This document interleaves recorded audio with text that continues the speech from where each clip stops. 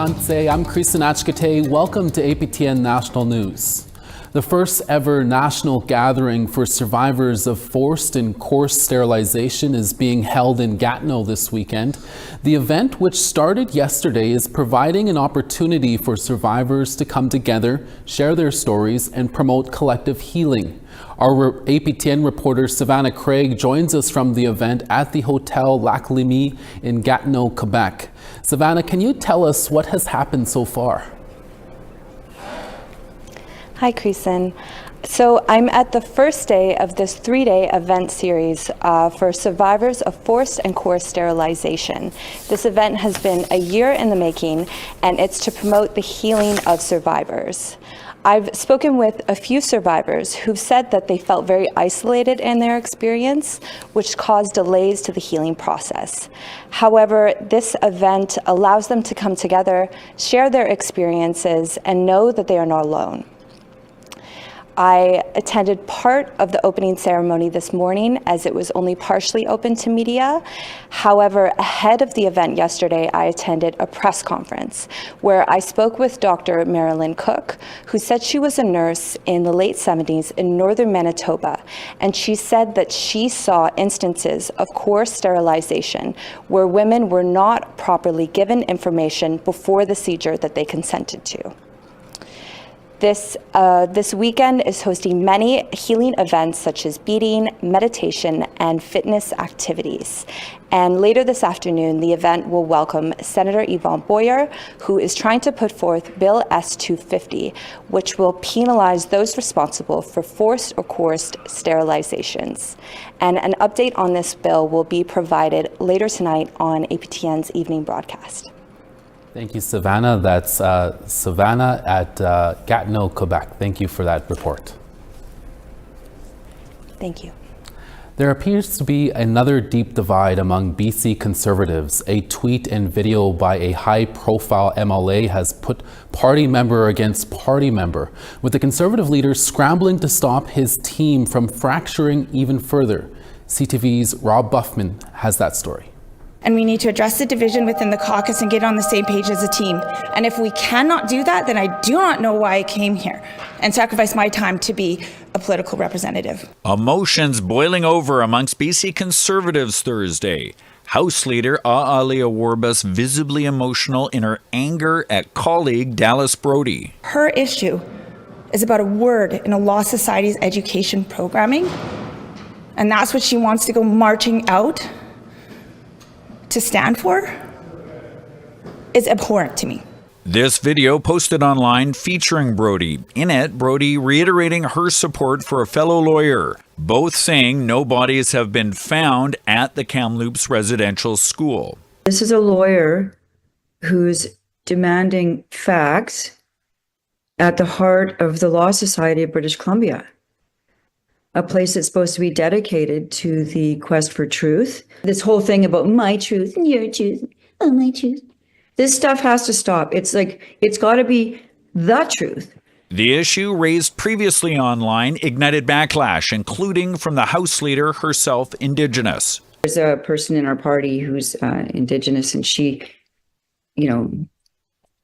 was super angry and went to town and joined the NDP to call me out. Thursday, Brody didn't choose to add much to the video. I think my video speaks for itself. Can you tell us what your thoughts are on it? You said your video speaks for itself? Yeah. We're taking it really seriously.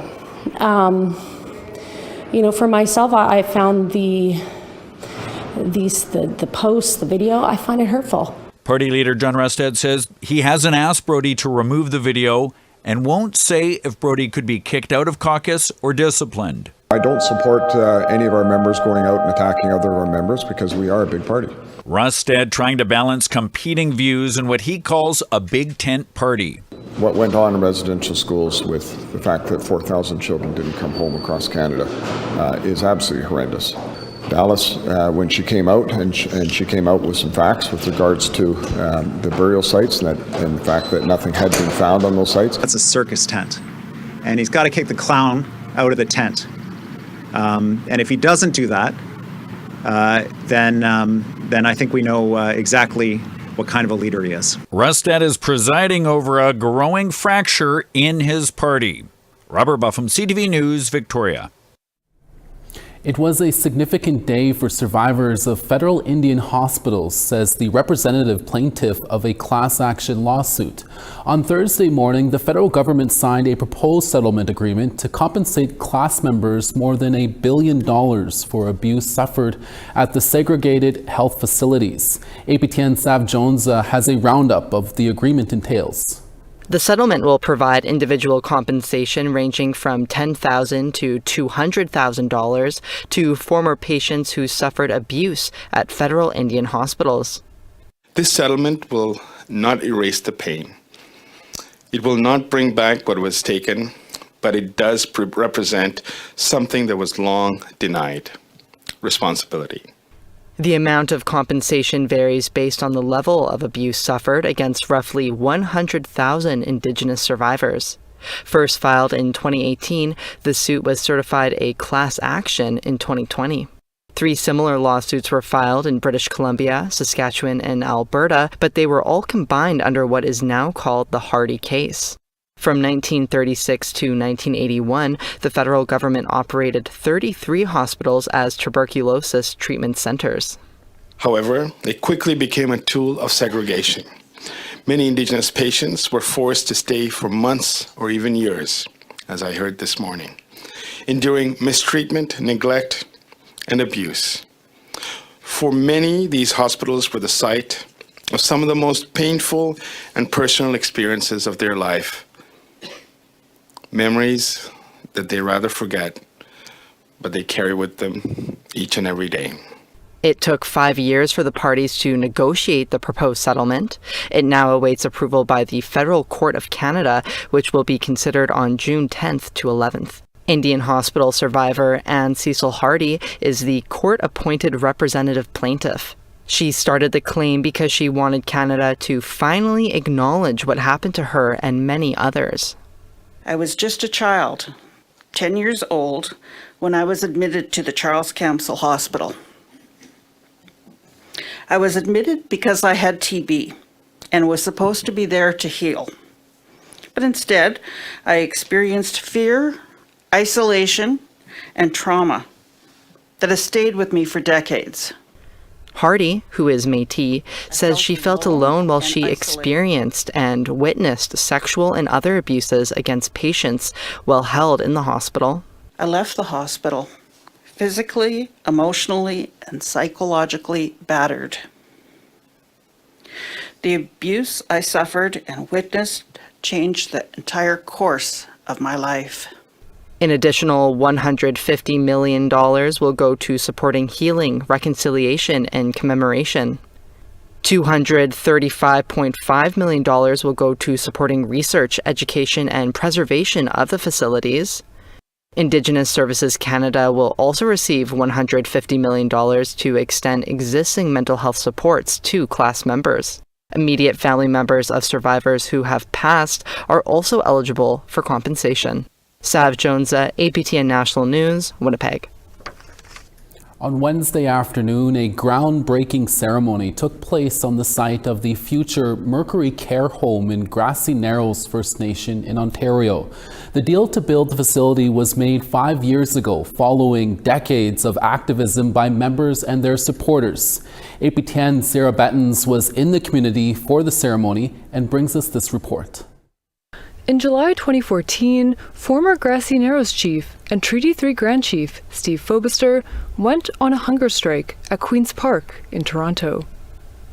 He did it to draw attention to the devastating impact of mercury poisoning in his community. He was a fighter for mercury justice. Despite his health, he went on a hunger strike on Parliament to get attention on behalf of the people. In October 2018, Fobister died at 66 after a long battle with mercury poisoning complications. But his fight for justice lives on. On Wednesday, members of the Grassy Narrows First Nation and government officials gathered for the groundbreaking ceremony for a future Mercury Care Home in his name. His daughters, Emily and Sherry Fobister, were there to honor his memory. On behalf of the Fobister family and the people of Grassy Narrows, who my dad worked his life to defend and fight for, we say Kewageshig for honoring my dad by naming the Mercury home after him. In the 1960s and 70s, the Dryden paper mill dumped about 9 tons of mercury into the English Wabigoon River system, upstream of Grassy Narrows. Today, more than 90% of people in the community experience symptoms of mercury poisoning. The care facility will be home to 22 mercury patients and provide specialized treatment for community members. The federal government has committed $82 million to capital costs and $68.9 million to the operational costs of the care home. At the groundbreaking ceremony, Indigenous Services Minister Patty Haiju acknowledged what it took to get there. This isn't the benevolence of the federal government sweeping in and saying, we'll do the right thing. This is generations of people fighting for this. After the ceremony, the community gathered for drumming and a feast. Members, like former chief Raphael Fobister, shared how mercury poisoning has impacted their lives. Because of mercury, my brain is damaged, but I still remember the old days. I still remember when I helped to develop the mercury, the position paper for the mercury compensation. In September 2014, thousands rallied in Toronto, demanding member compensation, an end to industrial threats, and mercury remediation in Grassy Narrows. When asked if the federal government plans to compensate members, Haiju said that's Ontario's responsibility. Actually, there's a Ontario legislation and mercury compensation board that's fully run, and Ontario is responsible for that compensation board. I did tell council and chief today that we would advocate with them that Ontario comes to the table. Members like Carla Cocopanans spoke about the pain of being disconnected from family who were forced to relocate to urban centres for care. They often share stories of loneliness and missing their families, friends, and loved ones. I will be happy when we can bring our elders home to be reunited with their families. The anticipated completion date for the care facility is summer 2027. And when the doors open, some of those relatives will be welcomed home. Sierra Buttons, APTN National News, Grassy Narrows. Actor Cody Lightning is working on his next big film project, this time in Alberta. That story when we come back. Stay with us.